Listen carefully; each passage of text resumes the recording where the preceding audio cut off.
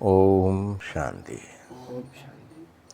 मीठे बच्चों, बाप की श्रीमत तुम्हें सदा सुखी बनाने वाली है। क्या करने वाली है? सुखी बनाने वाली है। इसलिए अब देहधारियों की मत तो छोड़ दो, एक बाप की श्रीमत पर ही चलो, इसी से सुखी बनोगे। प्रश्न है, किन बच्चों की बुद्धि का भटकना अभी तक भी बंद नहीं हुआ है? ऐसे कौन बच्चे हैं जो बाबा के बनने के बाद भी बुद्धि का उनका भटकना बंद नहीं हुआ है? उत्तर है, जिन्हें ऊंचे से ऊंचे बाप की मत में या ईश्वरीय मत में भरोसा नहीं है। जो बाबा सलाह दे रहा है, क्या क्या मत दे रहा है, वो डिटेल में बाबा मुरली में बताता है, लेकिन पहले उत्तर में उतना ही बता रहा है कि ईश्वरीय मत में भरोसा नहीं है, उनका भटकना फिर अभी तक भी बंद नहीं होगा, क्योंकि उन्हें भगवान की बात पर ही भरोसा नहीं है। और बाप में पूरा निश्चय ना होने के कारण वह दोनों तरफ अपने पैर रखे रहना चाहते हैं, भक्ति में भी ज्ञान में भी, दोनों तरफ। मतलब संसारी कर्मों में भी या लोकलाज में भी जो हो रही हैं क्रियाएं, और बाबा की आज्ञाओं पर भी। जैसे भक्ति करना, गंगा स्नान करना। अभी भी अगर घंटरिया हिला रहे हो, बाबा को याद नहीं कर रहे, लेकिन फलाना मंत्र पढ़ रहे हैं, फलानी माला फेर रहे हैं, फलाना भोग लगा लें, तो भक्ति कर रहे हो या गंगा स्नान आदि करने जा रहे हो, तो बाप की मत पर भी चल रहे हो। ऐसे बच्चों का क्या हाल होगा? श्रीमत पर पूरा नहीं चलेंगे, इसलिए क्या होगा? धक्का खाते रहेंगे।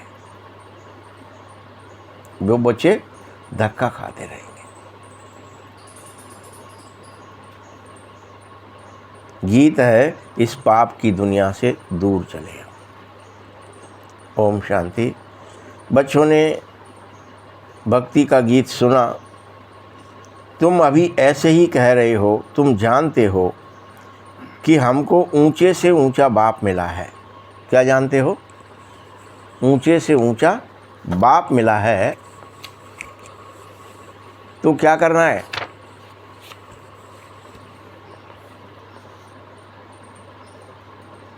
बाकी जो इस समय के मनुष्य हैं, वह सब नीचे से नीचे, उनकी बात नहीं सुनी।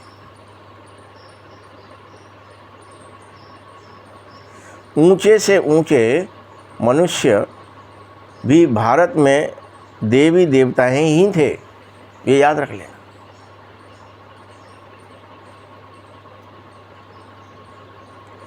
और उन्हीं की महिमा है।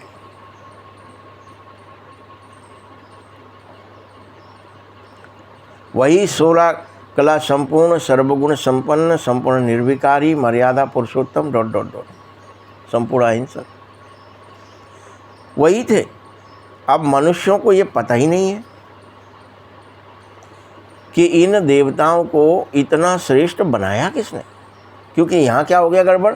भक्ति में देवताएं माना सब दिखा दिया कि वो देवताएं तो सब उल्टे ही काम करते थे, वो तो भागते ही रहते थे, डरते ही रहते थे, वो तो विषयी थे, वो तो पीने खाने वाले, मतलब कुछ भी कह दिया उनके लिए, वो धर्म गिलाने की वजह से। कहा ही नहीं कि देवताएं ऊंचे से ऊंची स्थिति है, तभी देवता बन सकते हो। और जब देवता होते हो तब दैत्य होता नहीं है कोई।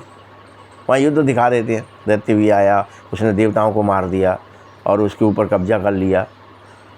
तो ऐसे वो क्या हो गया? वो श्रीमत का उल्लंघन करते गए।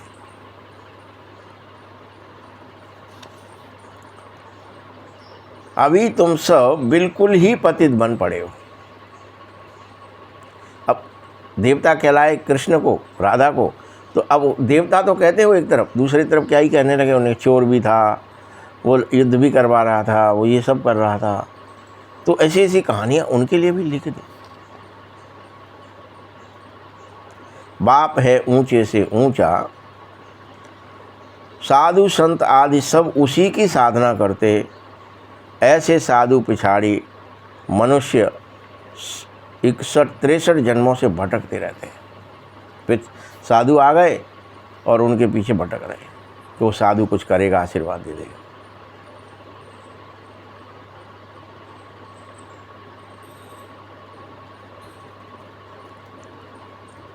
साधु तो पिछाड़ी के लोग हैं, बाद में आए हैं। तुम उनके पीछे मत भटको, आदेश है ये बाबा। अभी तुम ये स्वीकार करो कि परमपिता परमात्मा आ गया है, भटकना तभी बंद होगा।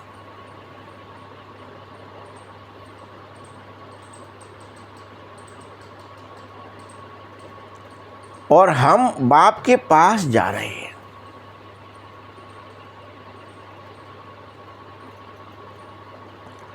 वही हमको श्रीमत देकर श्रेष्ठ से श्रेष्ठ और सदा सुखी बना रहा है।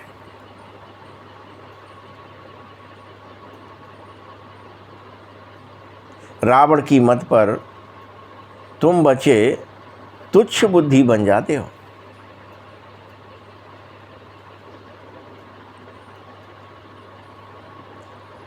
अब तुम और किसी की मत पर ना चलो, ये बाप का सख्त आदेश है। मनुष्यों की मत पर भी नहीं चलो, माया की मत पर भी नहीं चलो, मन की मत पर भी नहीं चलो, किसी की मत पर मत चलो, साधु संत महात्माओं की मत पर मत चलो। मुझ पतित पावन बाप को बुलाया, फिर भी जो डुबोने वाले हैं, बाकी सब मनुष्य संसारी लोग क्या करने वाले हैं?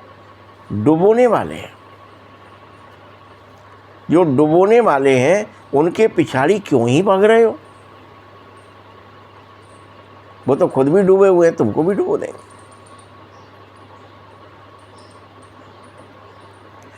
तुम मुझ एक की मत छोड़ अनेकों के पास क्यों धक्के खा रहे हो?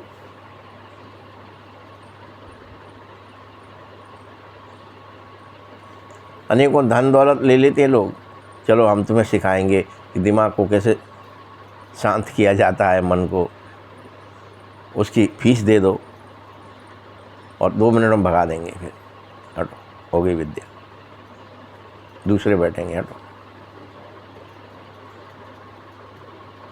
वो सब डुबोने वाले हैं। कई बच्चे ज्ञान भी सुनना चाहते, इधर भी इस पाले में भी रहना चाहते, फिर जा कर के गंगा स्नान भी करना चाहते, गुरुओं के पास भी जाना चाहते, गुरु दक्षिणा लेना, गुरु दीक्षा लेना चाहते, ... अब बाबा ये सब बातें फिर करना नहीं चाहता। बाप क्या कहता है सुन लो, गंगा कोई पतित पावनी तो है नहीं, ये तुम भी जानते हो, और बाप ने कहा है तो बाप की बात ही मान लो, नहीं जानते हो तो। फिर भी अगर मनुष्य की मत पर होने की वजह से, साधु की मत, सन्यास, उनकी मत है ना ये सब कि हम गंगा स्नान करो, फलाने दिन करो तो जरूर अमृत आता है, फलाना होता है, उसके लिए झगड़े करते हैं, लड़ाइयाँ करते हैं, त्रिशूल चलाते हैं, तलवारें खेल लेते हैं। आज तो हमको यहीं स्नान करना है, बब्बड़ हो जाते हैं। तो मनुष्यों की मत पर जा करके फिर भी तुम अगर स्नान आदि कर रहे हो तो बाप कहेंगे कि मुझ ऊंचे से ऊंचे बाप की मत का तुमको भरोसा नहीं है। भगवान की, जो भगवान कह रहा है मुझे याद करने से पतित से पावन बन जाएंगे, पाप कट जाएंगे, फिर से तुम 16 कला संपूर्ण बन जाएंगे, सर्वगुण संपन्न बन जाएंगे, देवता बन जाएंगे, तुमको कोई इस बात पर भरोसा ही नहीं।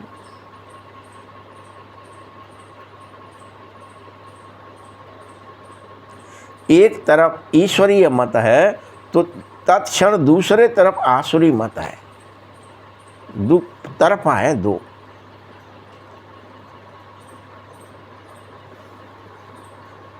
उनका हाल क्या होगा जो दोनों तरफ रहना चाहते हैं। सब कर रहे हैं इसलिए हम भी कर लेते हैं, सब चल रहे हैं इसलिए हम भी चल लेते हैं।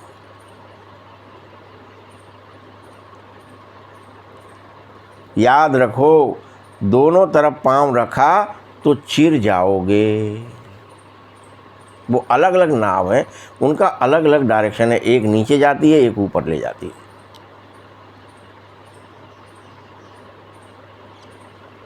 एक ऊंचाई पर ले जाएगी, एक नीचाई में ले जाएगी, तो दोनों तरफ कैसे चलोगे? चिर जाओगे। इसलिए बाप में भी पूरा निश्चय नहीं रखना चाहते हैं, और पूछते तो कहते बाबा हमको तो आप पर पूरा भरोसा है, हम तो आपके ही हैं। और पूछोगे भी ऐसे बच्चों,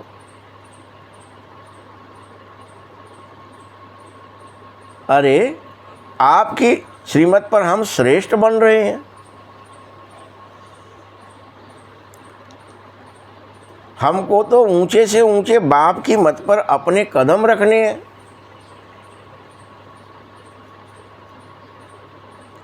सुखधाम और शांति धाम का मालिक तो बाप ही तुम्हें बनाएगा, कोई और बना ही नहीं सकता। कोई साधु सन्यासी नहीं, कोई महात्मा नहीं, कोई गुरु गुसाई नहीं।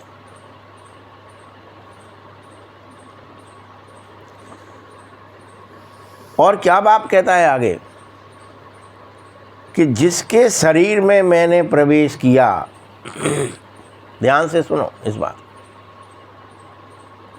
उसने तो 12 गुरु किए थे,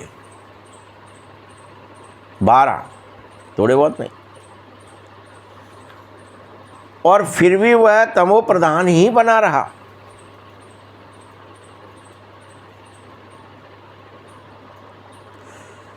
उन 12 गुरुओं की वजह से कोई फायदा ही नहीं हुआ।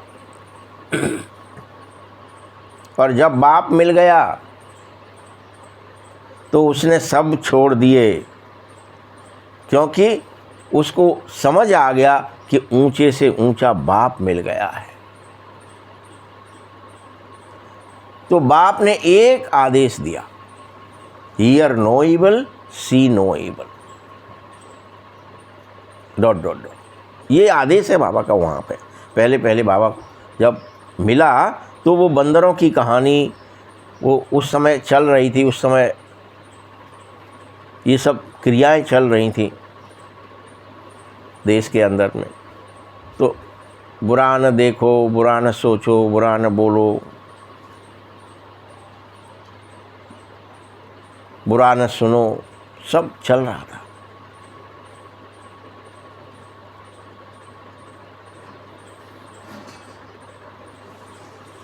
तो बाप की मत थी ये, लेकिन उसको दूसरों की मत कह करके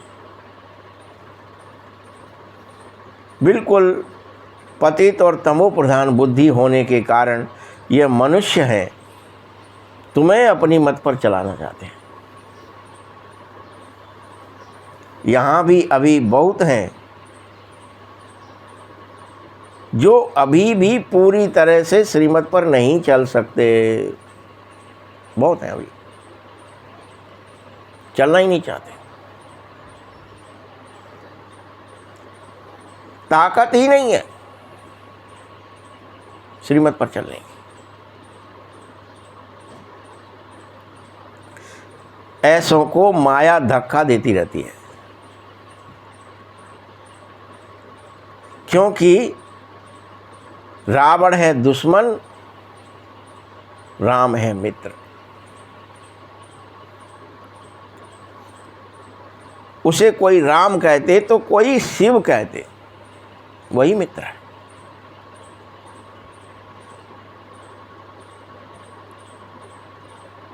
असल मेरा नाम शिव है, मैं पुनर्जन्म में नहीं आता हूं।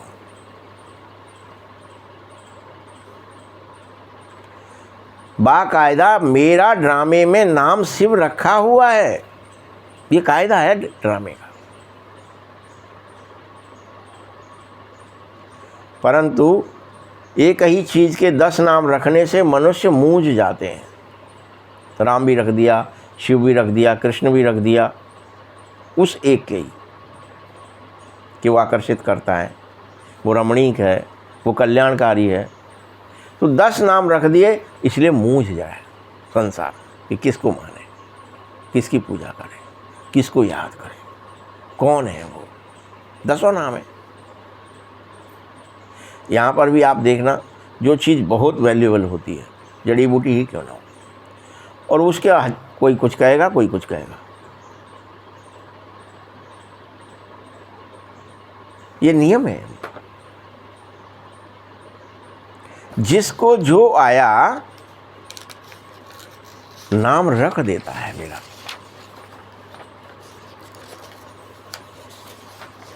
बनकेश्वर महादेव, आप जहाँ देखा था मैंने, बनकेश्वर भी रख दिया है, जलेश्वर रख दिया है। मतलब जहाँ जो है उसका भी ईश्वर, इसका बन का भी ईश्वर, जो आया, परंतु असुल नाम शिव है। मैं पर काया प्रवेश करता हूँ, मैं कोई कृष्ण आदि में नहीं आता हूँ। वह समझते हैं कि विष्णु तो सूक्ष्म वतन में रहते हैं, वास्तव में वह है युगल रूप, प्रवृत्ति मार्ग की निशानी। बाकी कोई ऐसा मनुष्य नहीं है, कोई भी, जिसके 4 भुजा होती हो। ये बाबा की श्रीमत है, इसे ध्यान से समझो। 4 भुजा माना ही प्रवृत्ति मार्ग, 2 भुजा माना ही निवृत्ति मार्ग, बस ये समझ लो।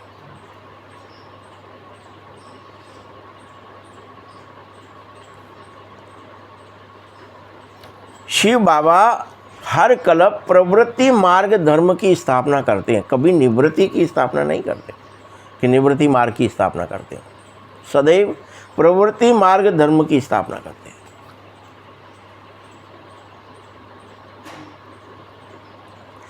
और हर कल्प सन्यासी निवृत्ति मार्ग के लिए स्थापित होते हैं। सन्यासी निवृत्ति मार्ग के ही हैं, कैसे भी निवृत्ति हो जाए, छुटकारा हो जाए।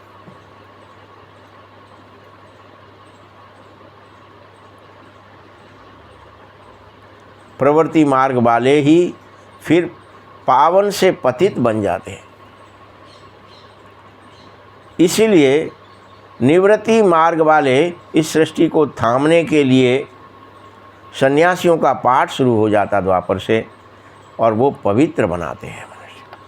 संसार गिरता है प्रवृत्ति मार्ग द्वापर से, और सन्यास धर्म आता है, वो थामता है, रुको, गिरो मत, रुको, वो थामता है, उतना काम करता है, रुक, पवित्र बनाते हैं।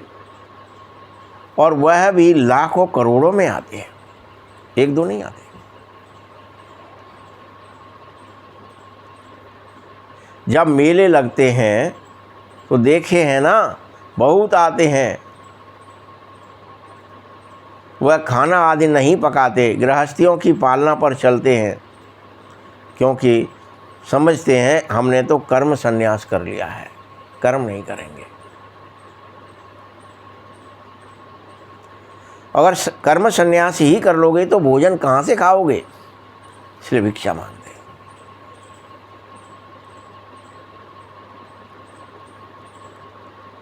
तो गृहस्थियों का खाते हैं, और गृहस्थी लोग भी समझते हैं कि ये हमारा दान हो गया, पुण्य हो गया, हमने किसी सन्यासी को दिया था।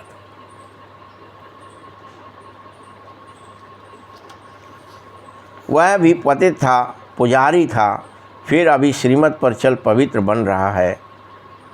याद रखो, आप सब बाप से वर्षा लेने का पुरुषार्थ करो, सब के सब।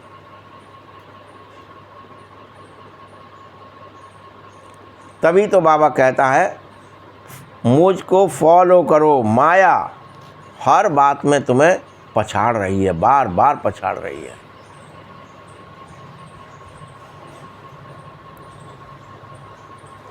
देह अभिमान ही मनुष्य से गफलत करवाता है। भल तुम गरीब हो, साहूकार हो, लेकिन जब तक देह अभिमान न टूटे तब तक पवित्र बन नहीं सकते, पतित ही रहोगे। और देह अभिमान को तोड़ना बहुत बड़ी मेहनत का काम है। इसलिए बाबा आदेश देता है, तुम अपने को आत्मा समझकर देह में पाठ बजाते रहो, बार बार स्वीकार करते रहो दिन भर रात भर कि मैं देह नहीं हूँ, मैं इस देह में बैठा हूँ एक्टिंग करने के लिए। मैं इस देह रूपी महल में रहता हूँ, ये मेरा महल है, मेरा रथ है, मेरा कपड़ा, जो चाहिए इसे कह लो,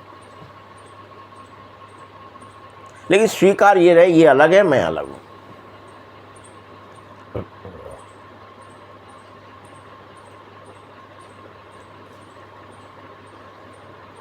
तुम देह अभिमान में आए क्यों हो जानते हो? ड्रामा अनुसार देह अभिमान में आना भी तुम्हारा पार्ट है।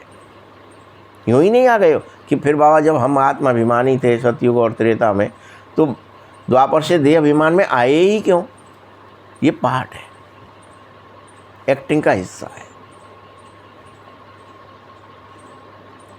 इस समय तो पक्के देह अभिमानी बन पड़े हो, पूरे के पूरे देह के अभिमान में डूबे हुए हो। लेकिन बाप जब आया तो तुमको एक ही आदेश दिया कि तुम आत्माएं हो, देह नहीं। बार बार समझा है,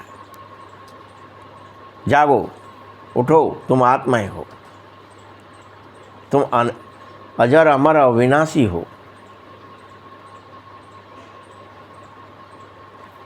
और बार बार कहा निर्लेप नहीं हो, सब कुछ तुम आत्मा ही कर रहे हो, एक्टिंग कर रहे हो। जैसे आत्मा जब शरीर से अलग हो जाती है, फिर शरीर को चाहे काटो, जलाओ, कुछ आवाज़ भी नहीं निकलेगा उस शरीर से कि भाई मुझे क्यों काट रहे हो, क्यों जला रहे हो, क्यों फेंक रहे हो, क्यों मार रहे हो।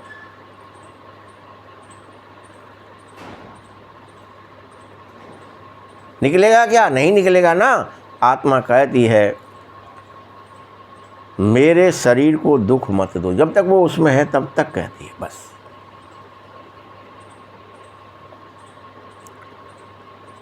यह भी याद रखो, आत्मा तो हो लेकिन अविनाशी आत्मा हो, कभी विनाश नहीं होगा तुम्हारा।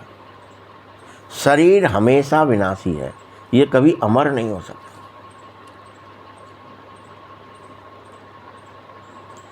इसीलिए अपने को आत्मा समझ मुझ बाप को याद करो और इस समस्त देह अभिमान को छोड़ दो।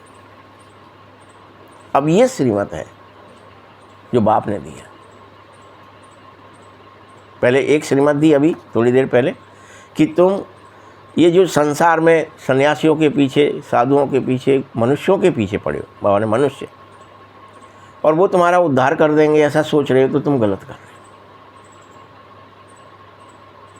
मैं ही पतित पावन हूँ, ये भी भगवान की श्रीमत है, मुझे याद करो। फिर से कह दिया, दूसरी श्रीमत दे दी।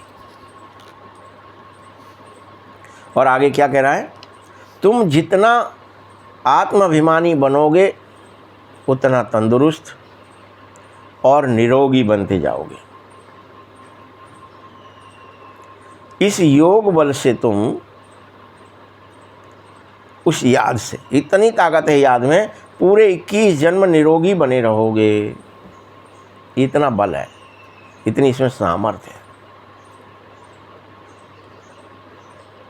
जितना बनोगे उतना ऊंच पद मिलेगा ही मिलेगा, और सजाओं से भी बच जाओगे सबके सब। नहीं तो सजाएं बहुत खानी पड़ेंगी।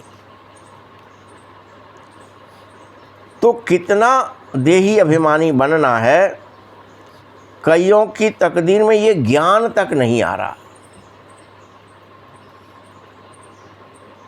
कि कितना बनना है, आई नहीं। पूरी तरह बनना है भाई। जब तक तुम्हारे कुल में न आवे, अर्थात ब्रह्मा मुख वंशावली न बने, तब तक ब्राह्मण बने बगैर कोई भी मनुष्य, कोई भी फरिश्ता और देवता बन नहीं सकता। उसके लिए पहले आत्मज्ञान लेना पड़ेगा, बाबा की श्रीमत लेनी पड़ेगी, ये बाबा की आज्ञा माननी पड़ेगी, बाबा को याद करना ही पड़ेगा। बल बहुत आएंगे, बाबा बाबा भी लिखेंगे अथवा कहेंगे, परंतु ना कहने और लिखने से कुछ होगा। ऐसे बहुत होते हैं जो एक दो चिट्ठियां भी लिखते हैं और फिर गुम हो जाते हैं। ऐसा लगता है कि जी तो नए आए थे अब बड़े अच्छे हो गए, बदल गए शायद, फिर गुम हो जाएंगे। पल्ले नहीं पड़ेगी बात पवित्रता की। और पवित्रता आती किससे? याद से आती है।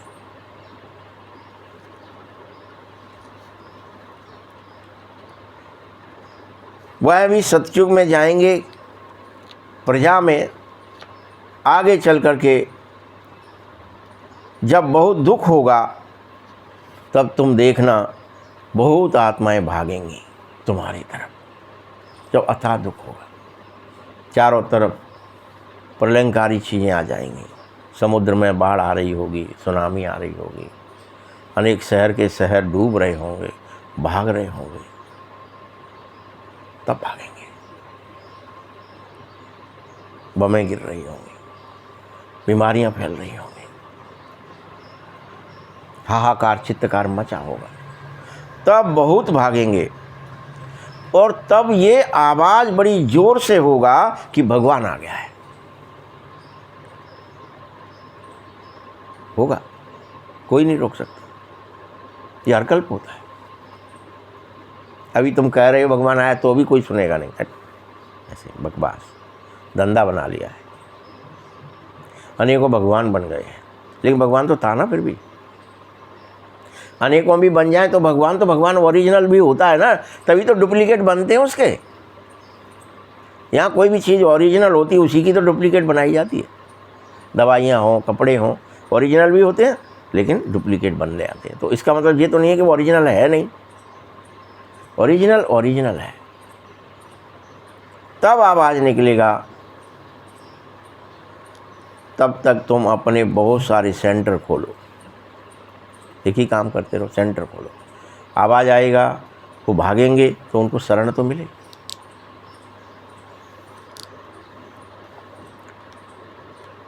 तुम बच्चों की कमी क्या है? अभी भी तुम्हारे अंदर एक कमी है कि मेरे इतना समझाने पर भी तुम देही अभिमानी नहीं बन रहे हो।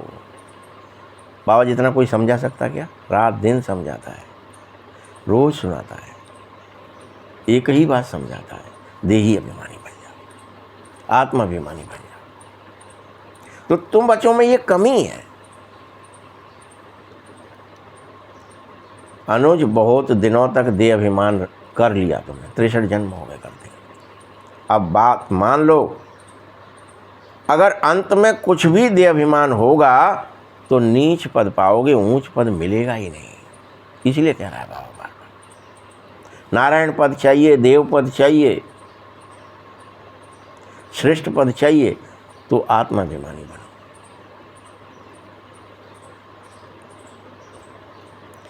नहीं तो फिर दास दासी बनोगे, क्या ही फायदा होगा। और दास दासियां भी नंबर बार और ढेर बनेंगे।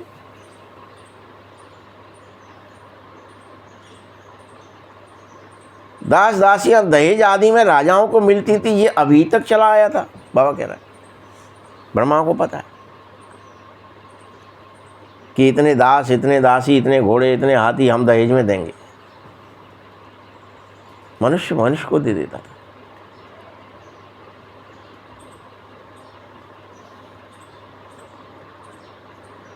बच्चों ने देखा है कि राधे कितनी दासियां दहेज में ले आती है, ये साक्षात्कार किए। जब राधे का ब्याह होता है तो कितनी दासियां दहेज में लेकर आती है कृष्ण के पास, नारायण के पास। ये बच्चों ने साक्षात्कार में देखा है। शादी होते हुए दहेज में लाते हुए दास दासियों को। आगे चलकर तुम भी बहुत साक्षात्कार करोगे।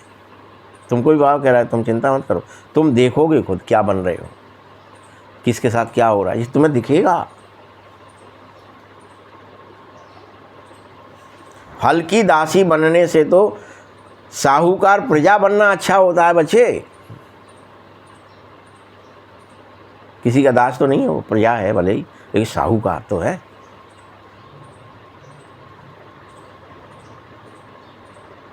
दासी अक्षर ही खराब है।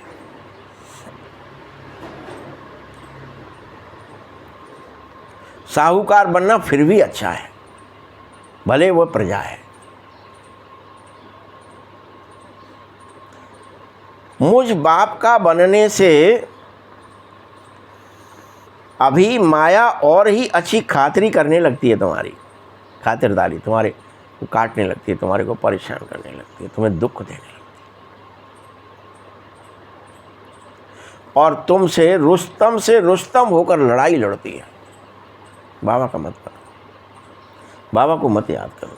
कुछ भी करो, धंधा दौरी कर लो, बिजनेस कर लो, पैसे कमा लो, इस संसार में कैसे भी तुम फंसे रहो, लेकिन भगवान को याद मत करो।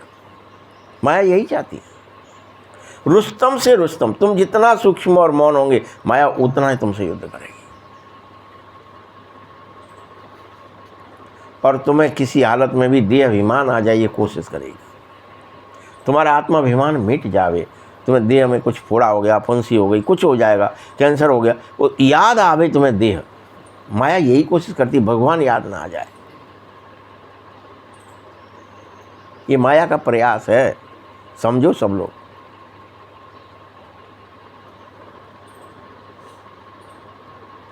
ऐसे बच्चे देह अभिमान आ जाता है, फिर मुझ शिव बाबा से भी मुंह फेर लेते हैं। अरे काय के बाबा यहाँ मरे जा रहे हैं, कभी बाबा ने सुनी ही नहीं। खूब भजन करो, खूब मुरली सुनी, हमें तो फलानी चीज़ बीमारी हो गई है। क्या हो गया जे? बाबा से मुंह फेर लिया। बाबा की याद करना ही छोड़ देते हैं, और हाय मरे, हाय मरे, हाय पीड़ा, हाय दुख, छोड़ दिया, उसी में लग गए। अरे खाने की फुर्सत है, और ऐसे शिव बाबा जो विश्व का मालिक बनाता है, उसको याद करने की फुर्सत नहीं। बीमार होते हो, दुखी होते हो, खाएंगे, ये गद्दो गोली खानी है, इतने बजे खानी है, इतने बजे ये करना है। कितनी मेंटेन करते हैं फिर वो लोग डॉक्टरों की बातों को, मन मत को, संसार की मत को, लेकिन बाबा को याद नहीं करते। ऐसे बहुत अच्छे अच्छे बच्चे बाबा ने देखे जो शिव बाबा को भूलकर पूरी तरह देह को ही याद करते रहते हैं। मैं देह हूँ, हाय मरा, हाय पीड़ा, हाय दुख, फला बीमारी, बुखार, जुकाम, ये वो, कुछ भी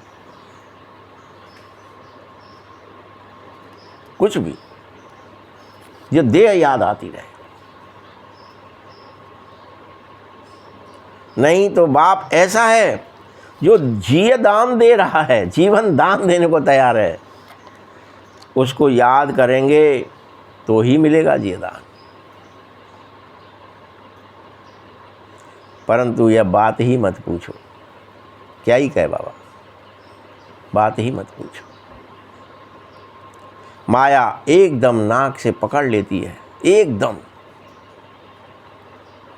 कदम कदम श्रीमत पर चले तो कदम कदम पर पदम पदम की कमाई हो, यही आदेश।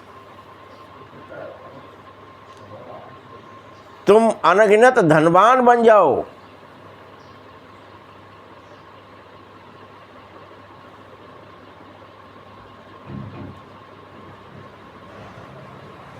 वहाँ गिनती होती नहीं है, अनगिनत होता है सब कुछ। गिनती नहीं, अनगिनत किसे कहते हैं? जिसकी गिनती की ही नहीं है, करना ही नहीं है, कितना है, क्या है।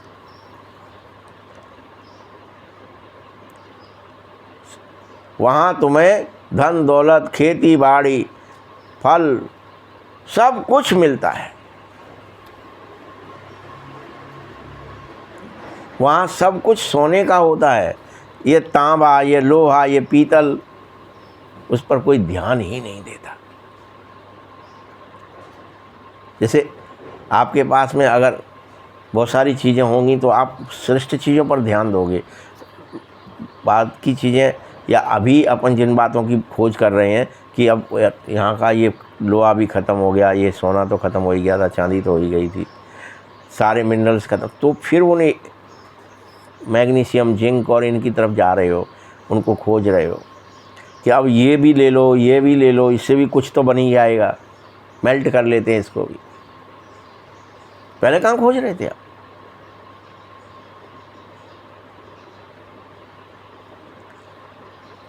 वहाँ तो मकान आदि भी सोने से ही बनते हैं।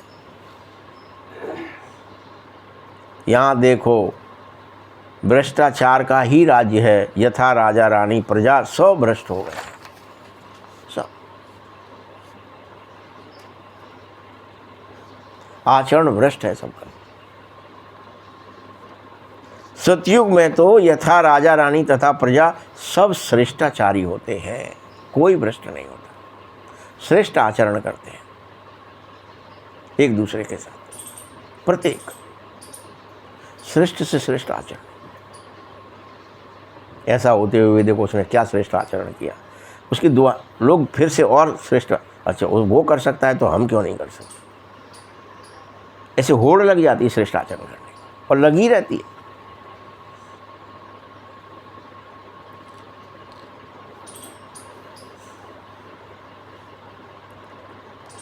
परंतु मनुष्यों की बुद्धि में अभी बैठना नहीं है कि हम तमो प्रधान है। बाबा कह रहा है, मैं तुम्हें देवता बनाने आया हूं। ये ब्रह्मा भी देवता था, तुम भी ऐसे ही देवी और देवता थे, स्वीकारो ये बात, तुम थे।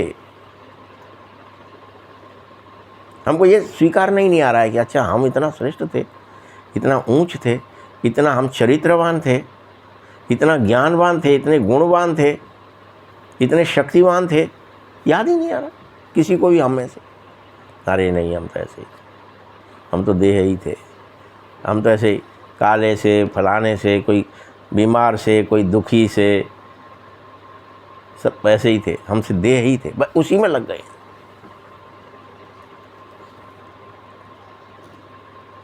बच्चे, बाप समझाता है तुम यह सब हालत, लड़ाई झगड़े करते रहते हो, मैं बहुत अच्छा हूँ, मैं वो ऐसा हूँ, डॉट डॉट डॉट, इसी में फंसे हो, तुमसे श्रेष्ठ हो। ये कोई समझता ही नहीं है कि हम सबके सब दोजख में पड़े, नरक में पड़े, किसी को याद नहीं, होश ही नहीं है। ये संसार ही नरक हो गया, हमने ही बना लिया है नरक। सब एक दूसरे को खींच रहे, तान रहे, परेशान कर रहे, दुख दे रहे, अशांति पहुंचा रहे, टेंशन दे रहे, क्रोध करा रहे, मोह करा रहे, लोभ में फंसा रहे, फंस रहे। ये दोजख है, ये रौख नरक भी है। यह भी बच्चे जाने कि नंबर वार पुरुषार्थ अनुसार तुम इससे बाहर निकलोगे। मनुष्य बिल्कुल ही नरक में पड़ा हुआ, रात दिन चिंताओं में पड़े रहना ही नरक है। रात भर नींदें नहीं आ रही हैं, गोलियां खा ली तो भी हाय मरे, क्या होगा, कल क्या होगा, इसका क्या होगा, उसका क्या होगा, नींद नहीं आ रही है, चिंताओं पे चिंताएं पड़ी हैं। रामायण में भी लिख दिया था, चिंता सांपिन को नहीं खाया, को जग जाए न व्यापी माया। ऐसा कोई है ही नहीं जिसे चिंता सांपिन ने नहीं खाया। सांपिन है चिंता, और वो डसे जा रही है सबको, ये वर्णन है। यहाँ भी बाबा यही कह रहे, रात दिन चिंताओं में पड़े हो, इसलिए नरक है ये। ज्ञान में आप समान बनाने की सेवा करो। तेरे मेरे को की चिंताओं में जो रह रहे हैं वह बीमार हैं, वह रोगी हैं, सबके सब। तुम्हें तेरे मेरे की याद आनी ही नहीं चाहिए, सिवाय बाप के किसी और की याद आ गई अर्थात तुम व्यभिचारी हो गए। क्या हो गए? क्या कह दिया? कितनी बड़ी बात कह दी बाबा ने, तुम सब व्यभिचारी हो गए। तुमने व्यभिचार कर लिया क्योंकि तुम दूसरे की याद में हो, साजन की याद नहीं है, ये भूत की याद है। शरीर क्या है? पंच महाभूत है, तो भूतों की याद में हो। और जो शरीर है ही नहीं, अभी खत्म होगा, वो प्रेत कहलाते हो, प्रेत की याद में हो, भूत की याद में हो।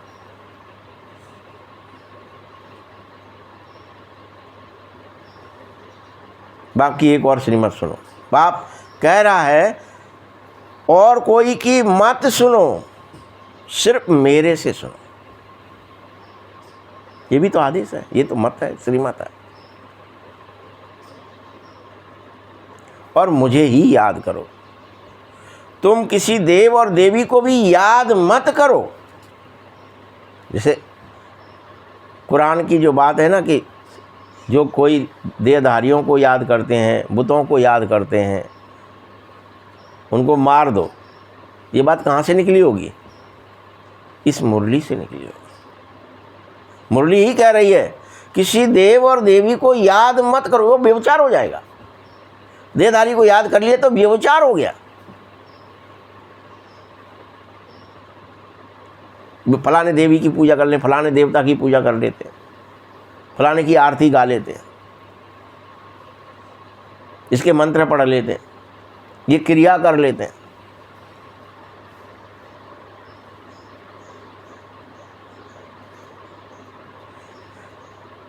बल कोई देवताओं को याद करे तो बेहतर है मनुष्य की याद से, बस इतना ही है। क्योंकि मनुष्य को याद करने का तो कोई फायदा ही नहीं है। मनुष्य की याद से बेहतर है, बस इतना समझ लो। यहाँ तो बाप कह रहा है तुम सिर भी क्यों झुकाते हो भला। ये आदेश ही नहीं है कि तुम सिर झुकाओ किसी के सामने, किसी के भी सामने। पहले हम लोग जब छोटे थे तब एक गीत गाते थे बड़ी ज़ोर से, जब सर झुका शंभू के सामने तो फिर कहीं सर झुकाने की ज़रूरत नहीं। लेकिन तब समझते नहीं थे इसका मतलब क्या, वह गा देते थे। यहाँ बाबा वही कह रहा है कि तुम्हें किसी के भी, तुम शिव के हो गए, श्रेष्ठतम हो गए, अब तुम्हें किसी के सामने सर झुकाना ही नहीं है, किसी के भी सामने, चाहे कोई भी बनाना है, झुका नहीं सकते आप। जब शिव के सामने झुक गया, झुकाने की जरूरत ही नहीं। तुम इस बाबा को के पास भी जाते हो तो शिव बाबा को याद करके जाओ, इस ब्रह्मा को याद मत कर लो, इसके सामने सर मत झुका लो। ये कह रहा है।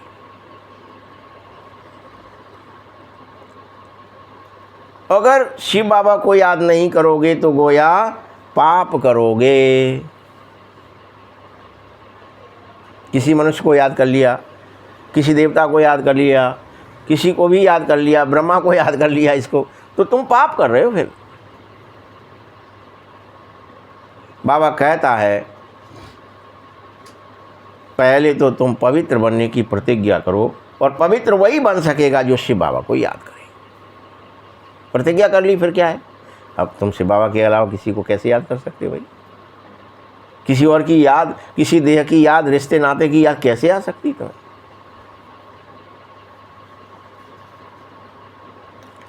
शिव बाबा को याद करना ही है, बहुत परहेज की बात है ये।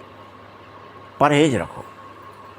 यहाँ जैसे कहते हैं ना, सती जो स्त्रियाँ होती वो इतना परहेज करती हैं कि कोई परपुरुष दिख न जाए, किसी परपुरुष से टच ना हो जाए, जाने क्या क्या उनके वो नियम लिख दिए थे। लेकिन बाबा यहाँ कह रहा है तुम्हारा परहेज है कि तुम्हारे मन में, तुम्हारे बुद्धि में, तुम्हारे संस्कार में कोई भी देहधारी याद ना आ जावे। ये परहेज करना है।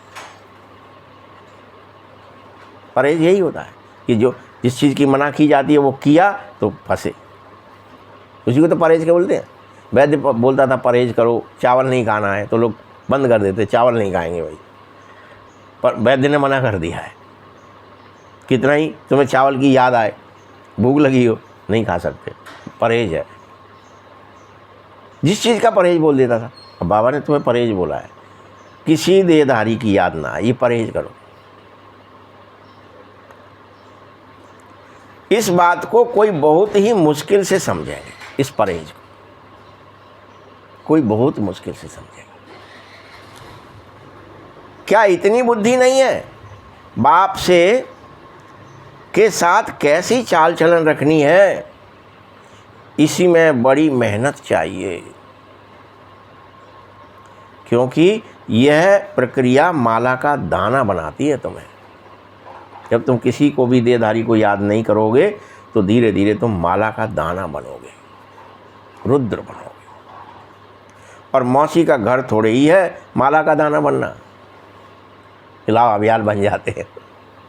देह दुनिया रिश्ते नाते भूलते भूलते भूलते भूलते निरंतर बाबा की याद में रहते रहते दाना बनोगे। उसमें पानी पड़ा रहता है, वो सूखना चाहिए, वो याद सूख जानी चाहिए, बिल्कुल ना आए किसी। पहले थोड़ी बहुत आ रही तो वो बुदबुदा रहा है, उसके अंदर पानी गीलापन है, सड़ जाओगे तब तक। सड़न कब तक रहेगी? जब तक अंश मात्र भी पानी है। वो पानी पूरा सूख गया तो सड़न बंद, फिर नहीं सूख सकते, फिर तुम्हारा कुछ नहीं बिगड़ेगा। इसलिए मुख्य एक ही बात है, बाप को याद करो, एक ही बात। तुम बाप की याद नहीं कर सकते, बाप की सेवा नहीं कर सकते। बाप की याद कितनी चाहिए? बाबा रोज़ कहता है तुमने कितना याद किया वही खाता, पोता मेल निकालो। जब मेरे आदेश ही एक है, मुझे याद करो, पाप मुक्त हो जाओगे, सब हो जाओगे। परहेज है ये। तो दिखाओ वही खाता, कितना किया, कितनी बात मानी। जब 24 घंटे किया कि नहीं किया, चेक करो। जिन बच्चों को अपना कल्याण करने का ख्याल रहेगा वह हर प्रकार से पूरा मेरी याद में रहने का काम करेंगे, अर्थात जो परहेज बोला है उसे करते रहेंगे।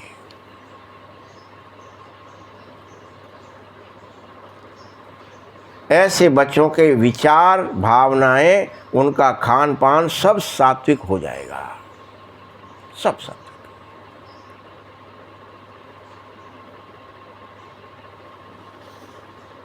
बाबा तुम बच्चों के कल्याण के लिए कितना समझाता है तुम्हें। किस लिए समझा रहा है वो? कि हमारा भला हो जाए। कोई और कारण है क्या? सब प्रकार का परहेज चाहिए, लेकिन तुम सब जांच करो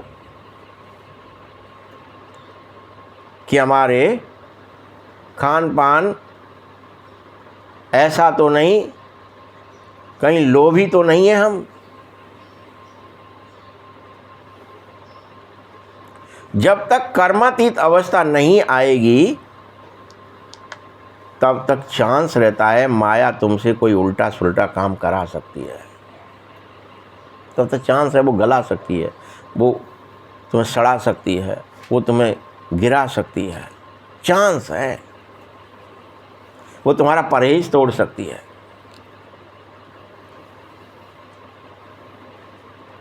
ये चांस है। जब तक कर्मातीत अवस्था, यानी कर्म कुछ कर्म के माध्यम से माया तुमको पकड़ लेती है। याद करने का भी कर्म करना ही नहीं पड़े, याद रहे, कोई बुलाए भूल ना सके। जैसे दिखा दिया, फिर वहाँ कर्म कैसे करें तो उदाहरण देने पड़े, फिर एक कथा बनानी पड़ी कि एक कृष्ण है, एक गोपी की यहाँ है, और वो चला गया है उन्हें छोड़ के, लेकिन वो याद कभी भूलती नहीं है। उन्हें दूसरे लोगों को भेजा गया तो भी कहा भैया मन हमारा एक था, वो चला गया कृष्ण के साथ। कैसे ही भूल जाए। नहीं रो क्यों रही हो, फलाना, वो विरह आ गए, हम क्या करें, वो आग लगी है हमें, विरह अग्नि।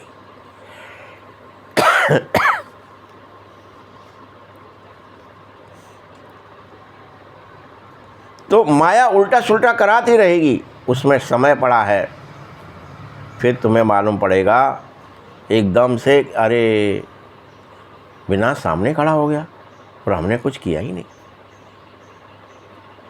अकस्मात तो दे छूटेगी, किसी का फिक्स है क्या? पर दूसरे लोग कहेंगे समाचार, भाई साहब वो आज गए, पर इतना ही आता है ना समाचार, इससे ज़्यादा क्या ही आएगा। तुम लोगों को तो पता ही नहीं कि हम चले भी गए, जो जा रहा है उसे तो पता ही नहीं, क्योंकि ये विनाश सामने आ जाता है, आग फैल गई है, तुम स्वयं देखेंगे बम से आदि गिरने लगेंगे, और भारत में भी रक्त की नदियां बहनी ही है, इन्हें कोई रोक नहीं पाएगा, ना एक जाति के नाम पर, धर्म के नाम पर बहनी है। कर्फ्यू लग जाएंगे, अनेक जगह बम से एक दूसरे को यूं खत्म कर देंगे जैसे वो थे ही नहीं, सब बाप हो जाएंगे।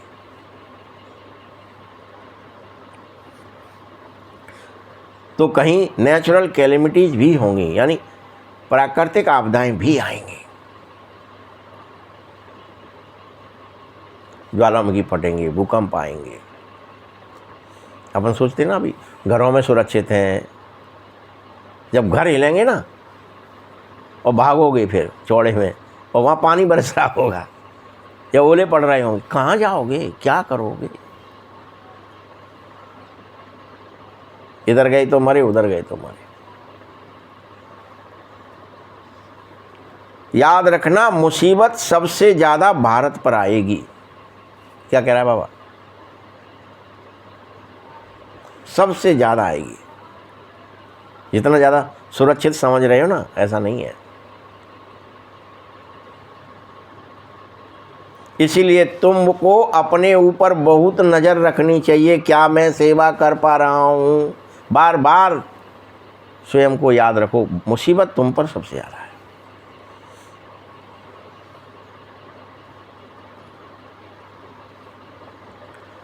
कितनों को मैंने आप समान नर से नारायण बनाया है,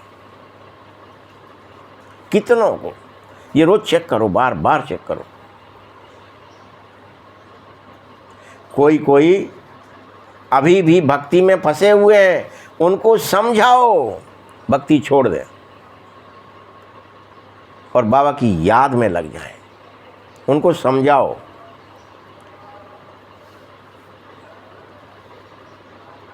क्रियाओं में ना फंसे।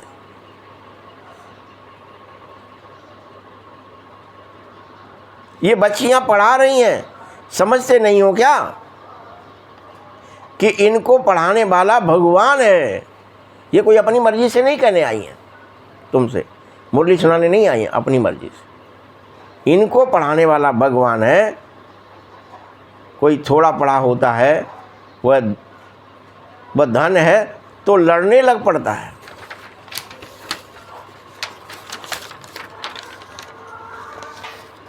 आबरू गमा देता है। याद रखो, सदगुरु की निंदा करोगे तो ठौर नहीं मिलेगा, और पाई पैसे का पद जाकर मिल पाएगा। अच्छा, मीठे मीठे सकीलदे बच्चों प्रति माता पिता बाप दादा का याद प्यार और गुड मॉर्निंग। रूहानी बाप की, रूहानी बच्चों को नमस्ते। रूहानी बच्चों की भी बाप दादा को बहुत बहुत याद प्यार और नमस्ते। धारणा के लिए मुख्य सार है, तेरी मेरी की चिंताओं को छोड़ो और आप समान बनाने की सेवा करो। तेरी मेरी की चिंताओं को छोड़ो, एक बाप से ही सुनो और एक बाप को ही याद करो। तुम्हें व्यभिचारी नहीं बनना है, मुरली का सख्त आदेश है ये। तुमने किसी देहधारी की किसी देवी देवता की, किसी की भी याद कर ली तो तुम व्यभिचारी हो गए। और तुम्हें व्यभिचारी नहीं बनना है, व्यभिचार नहीं करना है। दूसरा पॉइंट है, अपने कल्याण के लिए खान पान की भी बहुत परहेज रखो। खान पान मतलब क्या? बुद्धि का खाना, मन का खाना विचार है, इसकी परहेज रखो कि कोई शुद्धतम विचार ही खाना है, आत्मा के लिए भोजन पहुंचाना, कोई दूषित ना हो। अब तुम्हें किसी भी चीज में लोभ ही नहीं रखना है, लोभ नहीं रखना।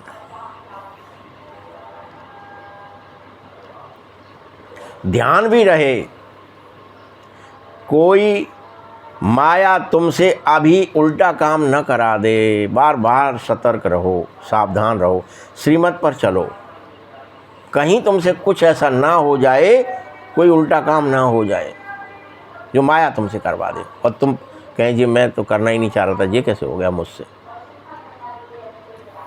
समझ रहे? वरदान है निर्णय शक्ति और कंट्रोलिंग पावर द्वारा सदा सफलता मूर्त भव। निर्णय शक्ति और कंट्रोलिंग पावर द्वारा सदा सफलता मूर्त भव।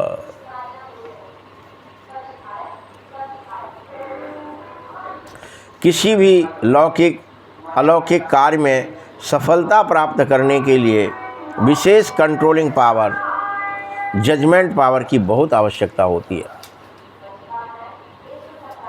क्योंकि जब कोई भी आत्मा आपके संपर्क में आवेगी तो पहले तुम्हें यह जज करना ही चाहिए कि इसे किस चीज़ की ज़रूरत है। पहले नमज देखो, परखो, उसकी पहचान प्रमाण ही उसे तृप्ति दो। क्या चाहिए? प्यासा है, भूखा है, क्या परेशानी है, तो उसी चीज़ को देंगे तभी तो वो तृप्त होगा।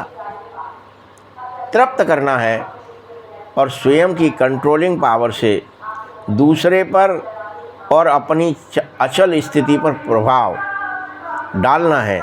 यही दोनों शक्तियाँ सेवा के क्षेत्र में सफलता मूर्त बना देंगी तुम्हें। याद रख लेना, कंट्रोलिंग पावर तुम्हारे अंदर चाहिए ही चाहिए। अपनी अचल स्थिति पर प्रभाव डालो। स्लोगन है, सर्वशक्तिमान को साथी बना लो तो माया तुम्हारे लिए पेपर टाइगर बन जाएगी, कागज का शेर बन जाएगी। ओम शांति।